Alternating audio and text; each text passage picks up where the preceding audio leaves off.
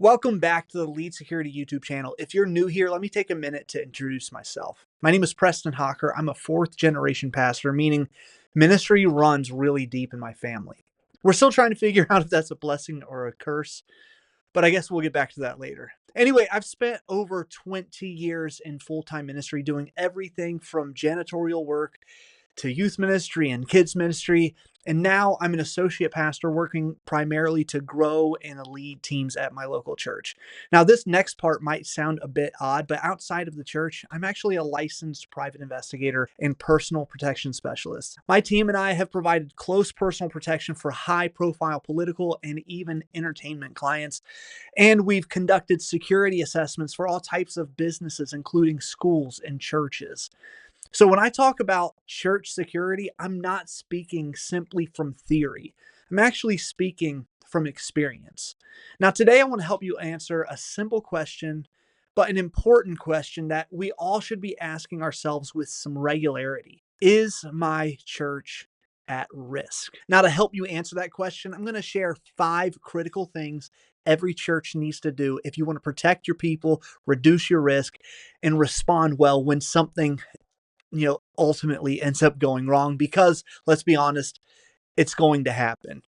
If you're not doing these 5 things, the answer to the question about whether or not your church is at risk is probably a resounding yes. So let's go ahead and jump into this conversation.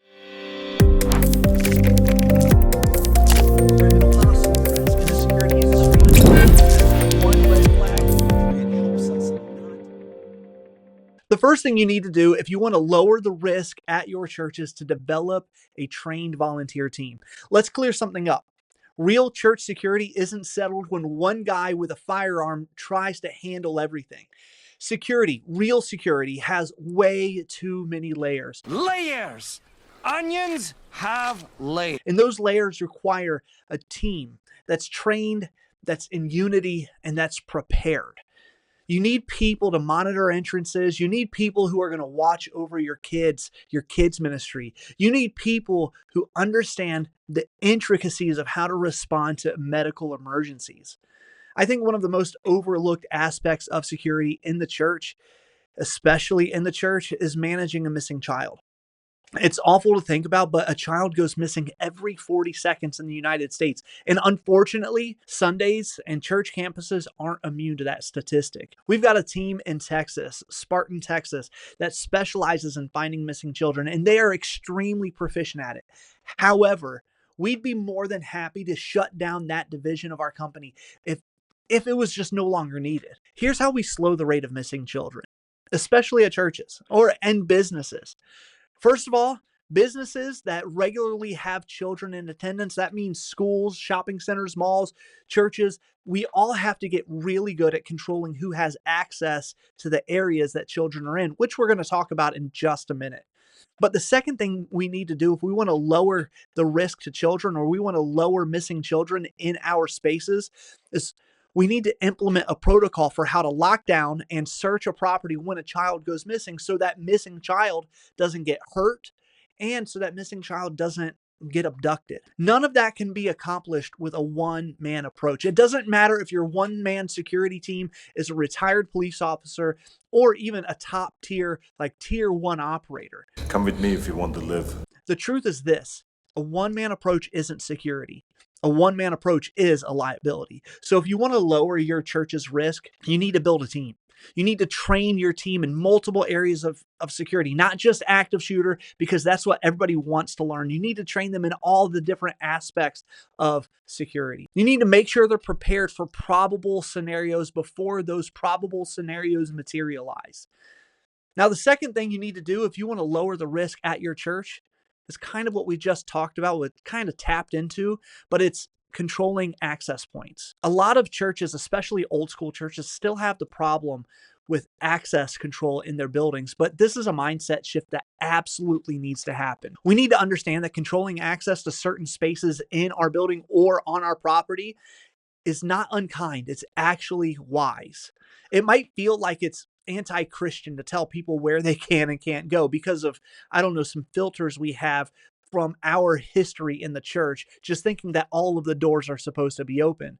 But here's the thing, you don't have to be aggressive in order to accomplish access control. You just have to be two things. One is intentional, and two, you have to be consistent. That means everybody has to abide by your policies. I want to give you a simple process for implementing access control in your church. First thing is identify and limit your building's key entry points. This is probably the most practical and most high impact step a church can take to enhance its security during services on a Sunday. And here's why. Less entry points means your team can focus its time and energy on other areas. So instead of having to monitor 5 different exterior doors, you can focus your energy on the kids' church room or on your Sunday school wing. Less doors also innately delays or even deters potential violent threats. Because people with malicious intent are almost always looking for a quick, unnoticed access to its victims. The simple use of locking less conspicuous entry points can literally cause a would-be attacker to change their minds altogether. Because of the nature of security, being a proactive rather than a reactive approach to threats, we sometimes never get to see the threats that we stop, simply because our efforts stop them before they ever become reality. Here's the big point we all need to embrace. We shouldn't be afraid to lock doors that don't need to be open.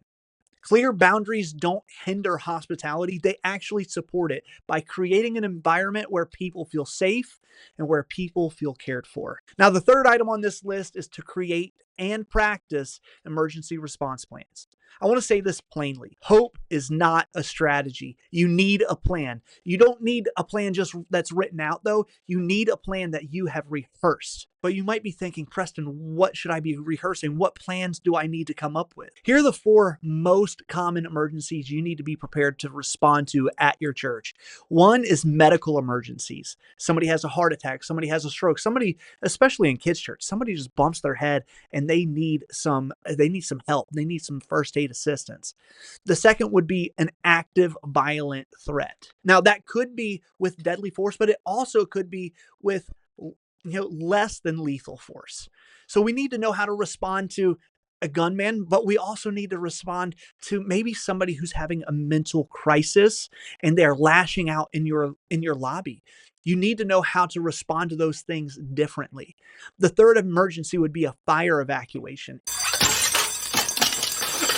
If you have a kitchen in your church, you need to be prepared for a fire evacuation. And there are lots of different things that you can look into that. How to get kids out, how to get nursery. Does your nursery team have enough helpers to carry babies? If you've got a lot of babies, you need to know how you're going to respond to that. And then this fourth one that I've already mentioned is missing children. Children go missing a lot in the US. We at the church, if we're going to love and care for our community, we need to be prepared to manage a missing child emergency.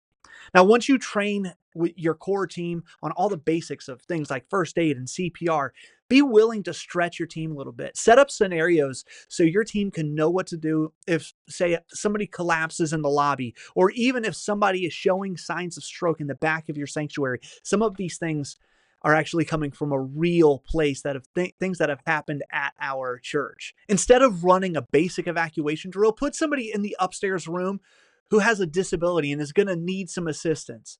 See, all of these scenarios ought to stay well within the realm of reality, but it should push your team to become creative problem solvers.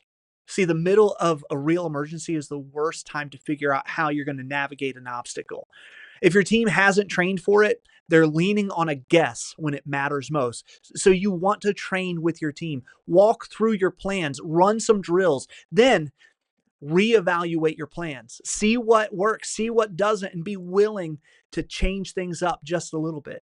Creating plans and practicing the plans is important because muscle memory can quite literally save a life. Coming in at number 4, we've got checking children in and checking children out of kids' church. This isn't a formality, it's a foundational layer for your security plan. For some reason, we allow familiarity with our congregation or with our members to become an excuse to relax on the protocols that exist to keep our most vulnerable members safe.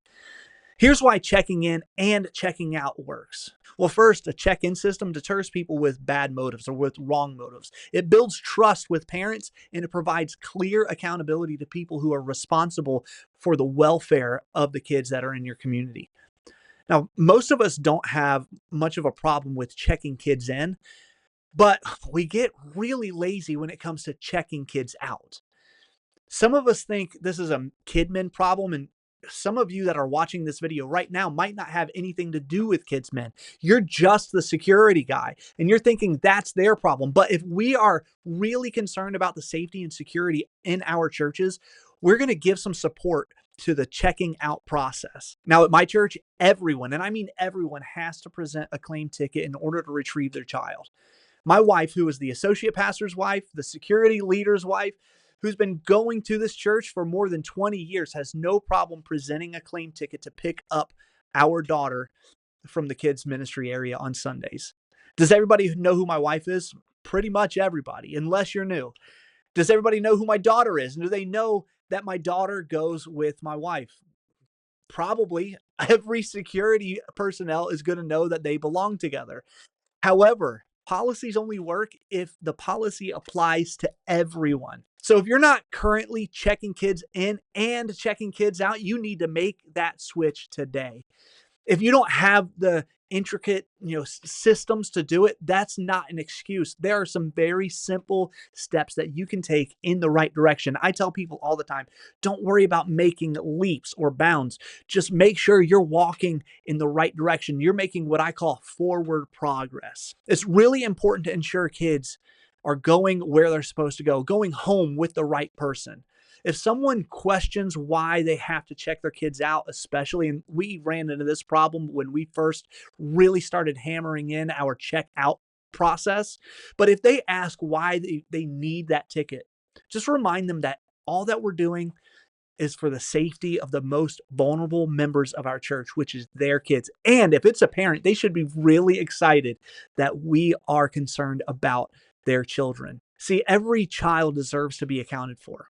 Every parent deserves to have peace of mind. Now, we're coming up on the last item of this list, but before we close out, do me a favor and like this video, subscribe to the channel, and since we're on YouTube, smash the notification bell so you don't miss anything that's coming up with the Lead Security YouTube channel. Now, the final thing every church should be doing to ensure your church isn't at risk is invest in some new equipment. And this one gets kind of exciting, especially for those who are leading the security team. This one gets overlooked a lot, especially in churches that are working with a tight budget. But the reality is communication and surveillance tools are mission critical when it comes to church security. From cameras with a wider coverage to radios that, just actually work, to simple tools like first responder med kits or high-vis vests for your parking team. The right gear really empowers your team to act fast and to act smart. If you're like me, you've had a home repair job that takes way longer than it should. And the reason it takes so long isn't because you're not smart enough. It's because you didn't have the right tool for the job. See, technology isn't just a fun accessory. It's a tool, but it's only a good tool if it works. So consider some equipment your church could invest in. I came up with a series of questions, some strategic questions to help you determine what investments your church might want to make into your security ministry. First question, what situations have happened in the last 6 months where new technology or some new equipment would have made the security ministry's response a little more smooth? This question normally directs me to my first aid kit or my med bag. And because of some past events and this question, we actually added blood sugar testers and a blood pressure cuff to our med bag. I didn't just ask this question to myself, though. I actually asked my team. I included the medical professionals we have on site every Sunday who manage our medical emergencies for us. I included them into this conversation. Now, the second question is, what equipment are we using that's outdated or even quite possibly expired? This could be cameras without outdated firmware or first aid kits that have medicine that expired in 2014. You might want to check your fire extinguishers as well. And I know someone right now is thinking, but fire marshals do that. And that might be true, but I'm a big fan of double checking for myself because nobody cares about my community more than me. The third question, probably the most important question, is what new tools could we add that could literally help save lives? This could be something as simple as a choking rescue device, which is a must have. Or it could be an evacuation sled that equips your team to help people with mobility issues quickly evacuate your building in case of emergencies. With this question, it's fun to dream a little bit. Get on Google, even tap it into Chat GPT and see what you can come up with. Now, the last question I have to help you determine how your church can invest in your security ministry is how well do our communication tools work? How do your radios work? How about your earpieces? Even push to talk buttons if that's applicable to you. Do they work well on a Sunday morning? How do they work when you're at a church picnic in a park? The big point of this section is to evaluate the tools you have or the tools that you need and put together a wish list for your pastoral staff or your pastor's council to look over and approve. Now, if you want to help get your staff to approve the purchase of some new equipment, here's a couple things that you want to think about. First, you want to prioritize the needs of the equipment. Instead of like just giving them a whole list of things and they feel like they've got to drop a few $1,000s, give them a list from most important to least important. This is going to help you win some small battles instead of the entire war all in one fell swoop. Then the second thing you want to do is focus on the why. See? That's what we're talking about. Some of us fail to get the things we need to serve our communities because we focus on the what rather than the why. You're likely to get further if you help your pastor understand that the equipment or the tools that you're asking for are actually going to save lives, or it's going to help capture really important data rather than just telling them all of the specs of a specific camera. So there you have it, 5 elements to help you lower risk at your church. 5 things that if you will do them are going to help your church become more safe. Let's do a real quick recap. First, develop and train a volunteer team. You're going to need volunteers. Most churches cannot afford to hire a full security team. So you're going to need some volunteers. You're going to need to lean into that and you're going to need to train them. The second thing is control access points intentionally. Don't let people go wherever they want just because that's where they want to go. Third is create and practice emergency plans. If you don't have plans, you're going to fail. You need to write some plans out and then you need to put them into some drills. Fourth, check kids in and out of service every single time. You need to have something that says that that parent is allowed to take that kid home. Fifth, equip your team with updated tools. Come up with your list, come up with a wish list, prioritize it, and then be ready to explain why these things are important. Now, if your church isn't doing these 5 things, your church is probably vulnerable, but you can fix that one step at a time. Just like I mentioned, forward motion is good motion. Don't worry about leaps and bounds. Just keep getting closer to the goalposts. If you're not sure where to start, that's what Lead Security is for. We've built resources, guides, and full training platforms to help you build a team that's calm, that's capable, and most importantly, Christ-centered. If you're interested in that, head over to leadsecurity.com. If you aren't already, follow me on Instagram. I drop tips and insights on there every single day. And if this video has helped you, make sure you share it with somebody who's on your church security team. You can even consider using this or any of the other videos on this channel as a training tool to help build your team to be one that's both inviting and secure. Thanks again for being here. I'll see you in the next one.